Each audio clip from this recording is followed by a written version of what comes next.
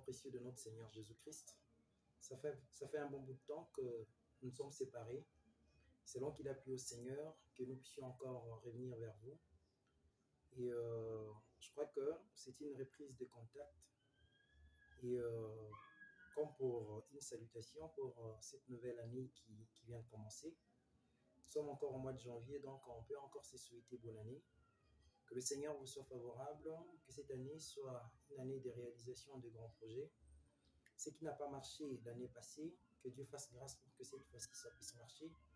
Là où ça a trébuché, là où ça n'a pas été possible, et nous reconnaissons que chaque jour qui passe, la bonté de l'Éternel se renouvelle. Et je déclare que pour cette année, cette bonté de l'Éternel puisse se renouveler dans votre vie. S'il y a de mauvais projets, comme le diable ne dort pas non plus, il cherche comment nous avoir, plaise au Seigneur de camper tout autour de vous, enfin de vous mettre à l'abri de toutes ces réalités, car ce qu'il veut, c'est notre bonheur, car il dit, je formais de projets de paix, de bonheur et non de malheur. Que ces projets de paix, de bonheur et non de malheur puissent être votre partage.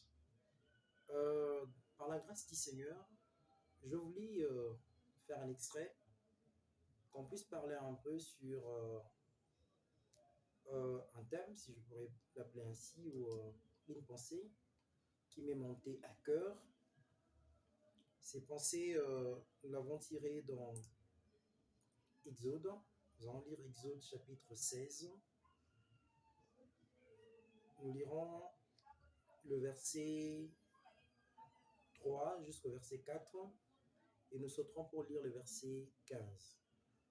Je parle d'Exode chapitre 16, verset 3 à 4, il est écrit: Les enfants d'Israël leur dirent: Que ne sommes-nous morts par la main de l'Éternel dans le pays d'Égypte, quand nous étions assis près de pots de viande, quand nous mangions du pain à sa satiété,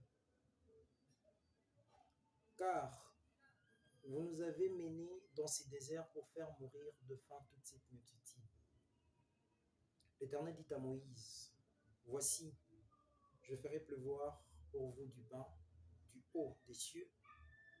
Le peuple sortira et en ramassera, jour par jour, la quantité nécessaire, afin que je le mette à l'épreuve et que je voie s'il marchera ou non selon ma loi. Nous sautons pour lire le verset 15. Il est écrit: Les enfants d'Israël regardèrent et ils se dirent l'un à l'autre: Qu'est-ce que cela? Car ils ne savaient pas ce que c'était. Moïse leur dit: C'est le pain que l'Éternel vous donne pour nourriture. Amen. Le passage que nous venons de lire, comme vous le savez bien, Israël s'est retrouvé dans le désert comme le Seigneur l'avait conduit. Et ces peuples qui se retrouvent dans le désert étaient face à une situation.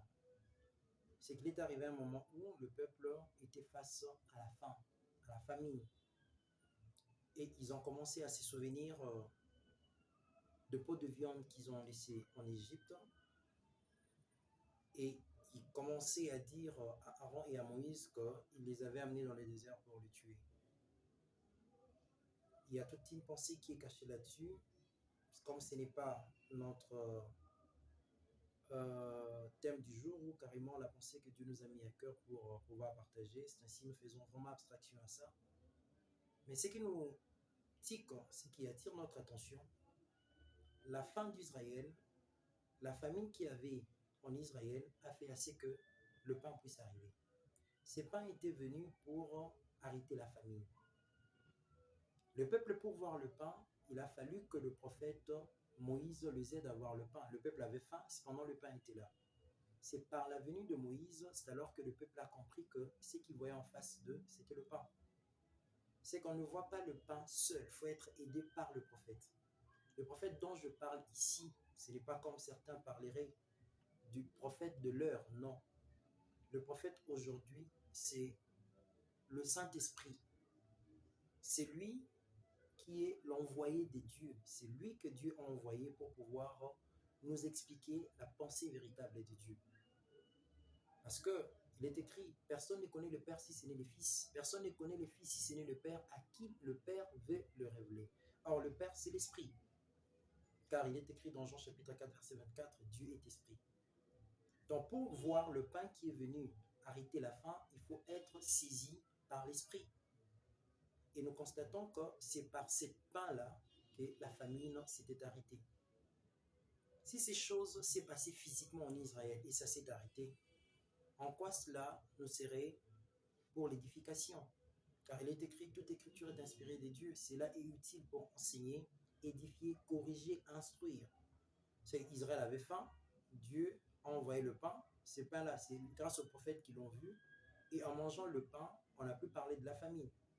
Ça parlerait comme une histoire qu'on peut trouver dans un roman. Mais je vous dis que tout ce qui est écrit là, tout ce qu'on a lu, est une pensée de Dieu à l'intérieur pour notre édification. Ce n'est pas en vain que cela existe, puisque si tout ne s'était arrêté qu'avec Israël, ça ne vaudrait pas la peine que ce soit dans la Bible. Comme c'est dans la Bible, c'est qu'il y a une pensée que nous devons tirer là-dessus. La faim, comme nous les connaissons, conduit à la mort. Et on ne se rassasie quand on a la faim, c'est-à-dire il y a un vide qu'il faut combler. Et nous constatons par là que l'humanité entière s'était retrouvée dans la faim, dans la famine. Il y avait la faim. La faim, c'était quoi? C'était le péché qui dominait en nous.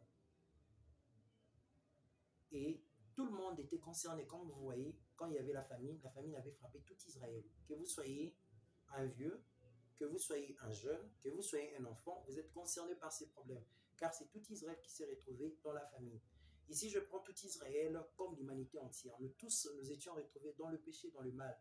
Car David a dit, tous en péché sont privés de la gloire de Dieu. Et cette famine ne peut s'arrêter que par la venue du pain. C'est le pain qui vient arrêter la famine. Et qu'est-ce que nous constatons? Le pain qui vient arrêter la famine fait en sorte que ce soit le vieux, que ce soit le jeune, que ce soit les enfants, tous ont trouvé leur part dans le pain. Et nous parlons pour dire que le monde entier aujourd'hui, le monde entier s'est retrouvé dans le péché, car le péché d'Adam s'est répandu, comme Romain l'a dit, même sur ceux qui n'avaient pas commis le péché semblable à Adam. Et nous tous, nous étions donc concernés. Comme David rajoute pour dire, ma mère m'a conçu dans le péché et je suis né dans l'iniquité. Mais il nous faut un pain pour arrêter la famine. Et ce pain pour arrêter la famine, comme nous l'avons remarqué, comme nous le remarquons, quand nous lisons dans Jean chapitre 6, à partir du verset 48, nous constatons une chose. Jésus-Christ se présente comme le pain. Il dit ceci, je suis le pain de vie. Vos pères ont mangé la manne dans le désert et ils sont morts. C'est ici le pain qui descend du ciel, afin que celui qui en mange ne meurt point. Amen. Donc, Jésus ici nous explique que c'est la faim qui conduit à la mort. Mais quand le pain arrive, le pain vient pour ôter la mort. Parce que c'est le pain, c'est la faim qui conduit à la mort. Mais non, lui étant venu, lui c'est le véritable pain. Parce que nous voyons, comme nous l'avons vu, avec Israël dans les déserts. Parce qu'il y avait la famine, Dieu a envoyé le pain. Et c'est le pain qui a ôté la famine qui était en eux. Mais malgré que ce pain a ôté la famine, comme ce n'était pas le pain véritable, ils étaient tous morts dans le désert. Mais non, Jésus explique pour dire, vos pères ont mangé de la manne dans le désert, ils sont tous morts. Voici le véritable pain qui est descendu du ciel. C'est que Jésus veut simplement nous dire que le pain qui était descendu dans le désert, c'était la représentation de choses. Le véritable pain, c'est lui, comme il se présente comme le pain de vie. Jésus se présente comme le pain de vie parce qu'il y a une famine. La famine, c'est le péché. C'est que l'humanité entière se retrouve dans le péché. C'est que si tu ne voles pas, tu tues. Si tu ne tues pas, tu détournes. Si tu ne détournes pas, il y a telle ou telle autre chose qui te retient. Parce que Jésus a posé la question, qui de vous n'a pas encore commis le péché, qui se lève et qui soit le premier à jeter la pierre à cette femme? Et personne ne s'est levé parce que tous étions concernés. Comme tous étions concernés, ça signifie que nous tous nous étions plongés dans la famine, nous tous nous étions plongés dans le péché, dans le mal. Et le pain qui est venu, c'est le Seigneur Jésus-Christ. Maintenant, Jésus comme le pain, on ne le voit pas avec l'œil physique, on le voit avec l'œil spirituel. Parce que le pain qui était descendu du ciel, quand Israël l'a vu, Israël n'a pas compris que c'était le pain que Dieu lui avait envoyé. Il fallait que le prophète vienne pour lui expliquer. Et nous disons que Jésus-Christ aujourd'hui, pour le voir, il faut être assister par l'Esprit. Comme nous l'avons dit au début, personne ne connaît le Père si ce n'est le Fils. Personne ne connaît le Fils si ce n'est le Père et à qui le Père veut les révéler. C'est que c'est le Père qui doit te révéler le Fils. Je vous prends un exemple. Jésus, comme un enfant, comme tout enfant en Israël, le 8e jour, on est allé le circoncire dans le temple. Il y a un monsieur qui n'est pas venu au temple comme toute personne. Lui, il est venu au temple saisi par l'Esprit, car il est écrit, c'est poussé par l'Esprit que Simeon s'était approché du temple. C'est que l'Esprit qui connaît le Père, donc Moïse qui connaît le pain, c'est Moïse qui doit présenter le pain pour que la famille soit partie. Et c'est l'Esprit qui saisit Simeon. Simeon, quand il entre dans le temple, il trouve les enfants, il trouve le maire, il trouve les hommes, il trouve les gens, mais Simeon ne le voit pas comme toute autre personne. Mais Simeon trouve un enfant qu'il voit particulièrement parce qu'il était saisi par l'Esprit. L'Esprit dit à Simeon, celui que tu es en train de voir, ce n'est pas un enfant comme tout autre enfant, mais c'est le salut. Celui que tu es en train de voir, c'est le pain, car c'est le pain qui ôte la famine, c'est le pain qui ôte la mort, c'est Jésus qui ôte le péché, la mort. C'est que si Simeon a compris parce qu'il a été révélé par le Père. C'est ainsi qu'il a compris que c'est lui que je suis en train de voir en face de moi. C'est lui le pain de vie qui est venu pour le salut du monde. Jean-Baptiste aussi ne connaissait pas le pain, ne connaissait pas Jésus, quoique c'était son cousin. Mais on lui dira, c'est lui que tu verras. Il était averti par l'Esprit. Après être baptisé, la colombe descendra sur lui, c'est bien lui. C'est que Jean-Baptiste, s'il l'a reconnu, c'est parce qu'il était aussi saisi par l'Esprit. C'est alors qu'il a compris le pain qui est Christ. La question qu'on peut se poser, le pain est là, mais pourquoi la famine? La parole est là, mais pourquoi le péché demeure dans le monde? C'est que l'amour de Dieu dans ta vie, l'amour de Dieu dans ma vie, c'est de m'ouvrir les yeux pour voir le pain. Si tu ouvres les yeux et que tu vois, sache que la faim va s'arrêter dans ta vie. La famine va s'arrêter. Les conseils des hommes, même la prison, n'arrêtera pas le péché en toi. Des gens peuvent te faire comprendre que ce que tu es en train de faire, c'est pas bien. Même ta conscience peut te reprocher. Mais tant que le pain n'est pas arrivé en toi, ceci va demeurer. Car il est écrit, si le Fils vous affranchit, vous serez réellement libre. C'est que la liberté ne vient pas des hommes. La liberté ne vient pas de conseils, mais la liberté vient du Fils qui est le pain de vie. Car il dit, vos pères ont mangé de la manne dans le désert, ils sont tous morts. Mais voici le véritable pain qui est descendu du ciel. C'est que lorsqu'on mange Jésus, la mort s'en va. La mort va fuir. C'est que la mort, c'est les conséquences c'est une conséquence qui émane du péché. Car il est écrit, le salaire du péché, c'est la mort. C'est que quand on mange le pain et que la mort n'est plus, c'est que c'est le péché qui est ôté. C'est que ce n'est pas par tes efforts, ce n'est pas par des sacrifices que tu pourrais fournir qui fera assez que le mal soit ôté dans ta vie. Ce qu'il te faut, c'est de voir Christ. Si tu vois Christ, c'est alors que ton péché sera ôté. C'est ainsi Jean-Baptiste qui voyait bien ces choses, il dit, voici l'agneau de Dieu qui ôte le péché du monde. C'est que moi qui suis en face de toi, c'est que je suis venu te présenter, c'est Jésus. Dans tout ce que tu peux avoir comme vie, dans tout ce que tu peux avoir comme réalité, c'est Jésus qui est le pain qui a été donné pour toi. Si tu acceptes Jésus, si tu crois en Jésus, sache que lui étant le pain, il arrêtera la famine en toi. Il arrêtera la faim en toi. Voici ce qu'il dit à la femme samaritaine. Si tu bois l'eau qui sort de moi, tu n'auras plus soif. C'est que la soif dont Jésus parlait, ce n'était pas une soif physique, parce que après être avec Jésus, cette femme a bu de l'eau physique. C'est que la soif dont Jésus parlait, c'était la vie du péché. Cette femme a eu combien d'hommes? Malgré tous ces hommes qu'elle a eus, elle continue toujours à chercher des hommes. Tout ceci pourquoi? Parce qu'elle n'avait pas encore rencontré la vie qui est Christ. C'est que le péché ne peut pas s'arrêter parce que tu as pris la décision. Non. Le péché s'arrête quand on rencontre Christ, quand on rencontre la parole. Car c'est lui l'agneau qui ôte le péché. C'est lui le pain qui met fin à la famine. Mais tant que le pain n'est pas encore venu, tu seras comme un hypocrite. Tu vois des gens, tu as une vie, et quand ils ne sont pas là, tu reprends, comme on dit dans la nature, chasse le naturel, il revient au galop. C'est que quand le Fils ne t'a pas affranchi, comme tu n'as pas rencontré la parole, c'est ce qui fait que tu restes comme ça. Mais voici l'occasion qui t'est donnée. L'occasion, c'est que le pain est venu. Le pain est venu, c'est pour ta faim. Car Moïse dit, voici le pain qui a été envoyé pour votre famille. C'est quoi? Qu'est-ce qui te domine? C'est la prostitution. Qu'est-ce qui te domine? C'est le vol. Qu'est-ce qui te domine? C'est la jalousie, c'est la haine, c'est la colère.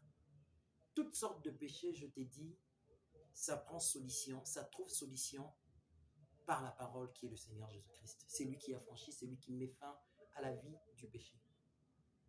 C'est que si tu crois en lui, tu verras que ce qui t'est dominé avant ne sera plus là. Paul était un persécuteur. Il était dominé par le péché, il était dominé par la famine. Mais le jour où Paul a rencontré Christ, on dira à Ananias que Paul venait vers lui. Ananias a eu peur. Mais on lui dira, non, il n'est plus celui que tu connaissais. Tout ceci, pourquoi? Parce qu'il a rencontré Christ qui est le pain, qui a ôté le mal qui est en lui, qui a ôté la faim qui est en lui. Pour comprendre que Paul n'avait plus de faim, vous comprendrez que Paul n'est plus retourné dans ce qu'il faisait, c'est qu'il était rassasié. C'est quand on rencontre Christ, on s'est rassasié. On ne prend plus plaisir dans le monde, on ne prend plus plaisir dans le péché. Ça ne vient pas de vous, mais c'est par la force qu'il va vous accorder. Je prends un exemple physique, car la nature nous enseigne.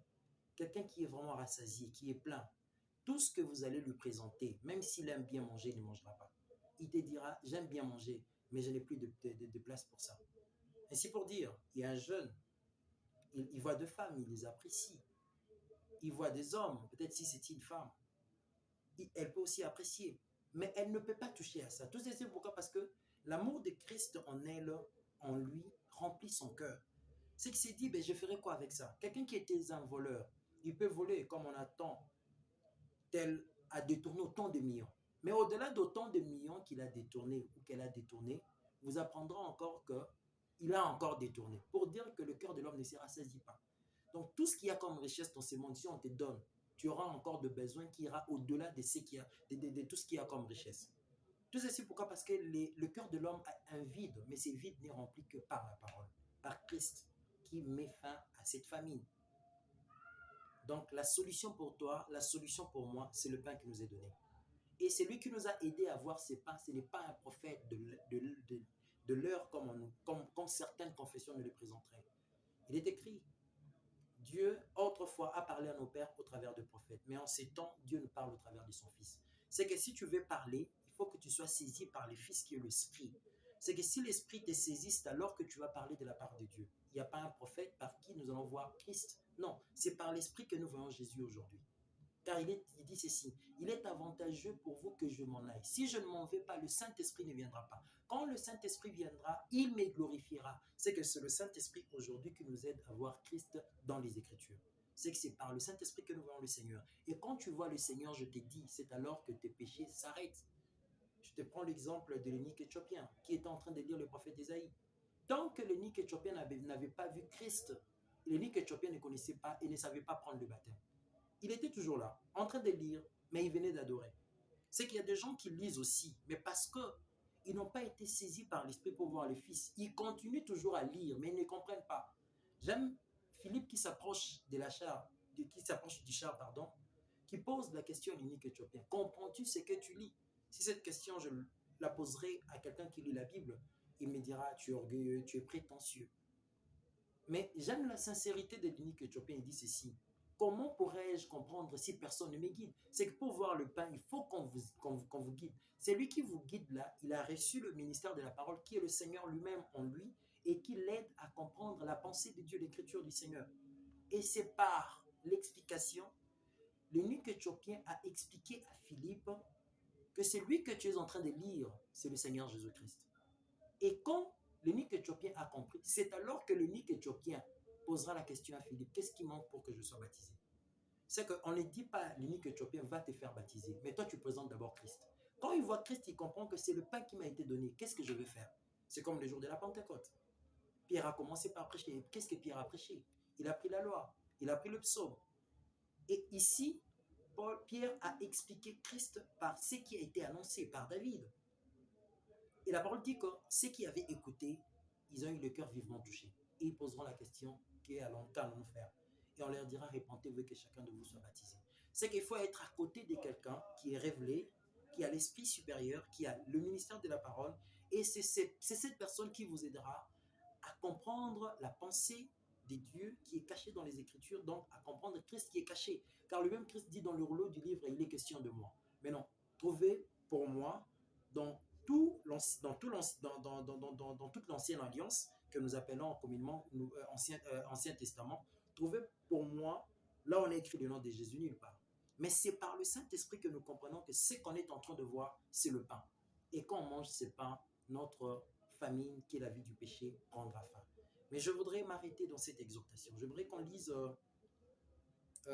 Psaume chapitre,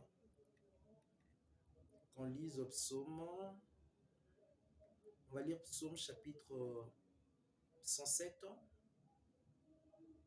Psaume 107, nous allons lire le verset 19. Psaume 107, verset 19, jusqu'au verset 20, voici ce qui est écrit.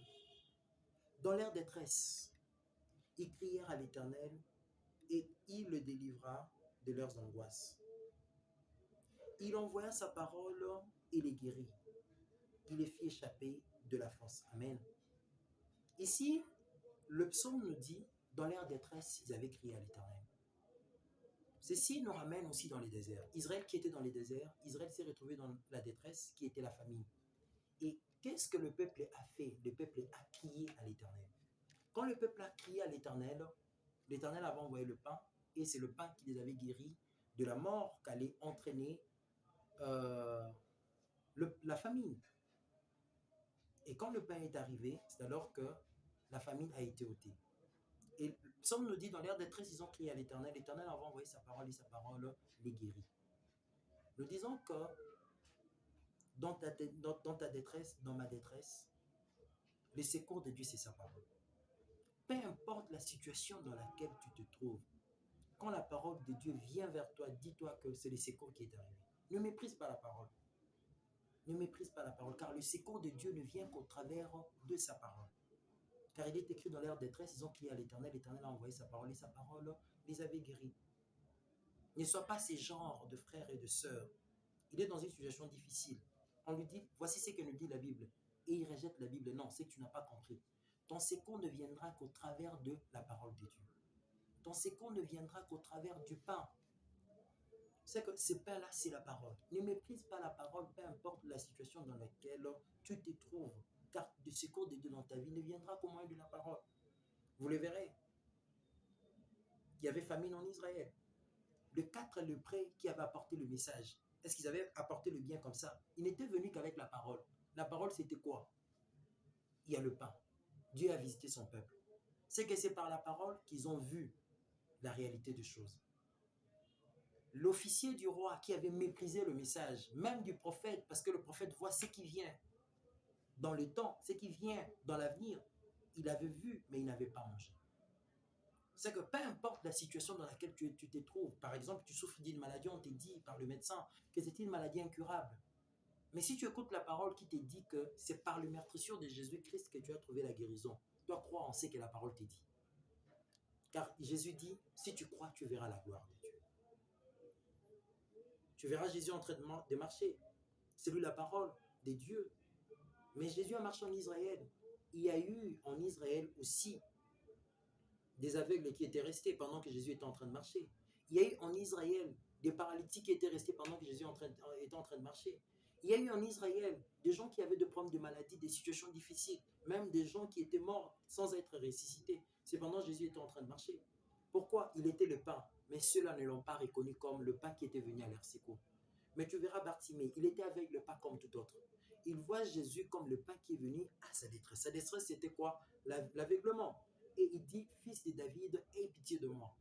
Parce que Bartimée avait compris Jésus comme le pain qui était venu pour lui ouvrir la vue. Bartimée a retrouvé la vue. Vous le verrez avec la femme de perte de sang. Quand Jésus a dit, quelqu'un m'a touché. Même les disciples ont dit à Jésus, mais dans un endroit pareil, tu dis que quelqu'un t'a touché, tu trouves ça normal. Tout ceci, pourquoi? Parce que la femme de la perte de sang n'a pas touché Jésus comme toute autre personne. C'est qu'elle a touché Jésus d'une manière particulière. Ainsi, je voudrais vous dire, vous êtes en situation. Il y a des réalités qui vous dérangent. Il y a des situations qui vous oppriment. Il y a des réalités, des esprits qui vous emprisonnent. Je vous dis le message qui est le Seigneur Jésus-Christ, qui est la parole de Dieu, c'est le secours de Dieu pour votre vie. Si tu crois en Jésus, si tu acceptes ces messages, je ne sais pas dans quelle situation tu te trouves, mais moi je te présente Christ. Moi je ne suis capable de rien. Comme vous m'écoutez parler, j'ai aussi des problèmes de réalité, mais je crois en Jésus. Et je sais que mon secours viendra de lui. Et si tu crois ainsi, laisse que ce message qui est le Seigneur Jésus-Christ, autant le pain a mis fin à la famille qui est en Israël, autant Christ qui est la parole, qui est venu dans ta détresse, puisse mettre fin à ton problème. Que Dieu te bénisse. Je crois que très prochainement, nous allons nous revoir. Bye bye. Ciao.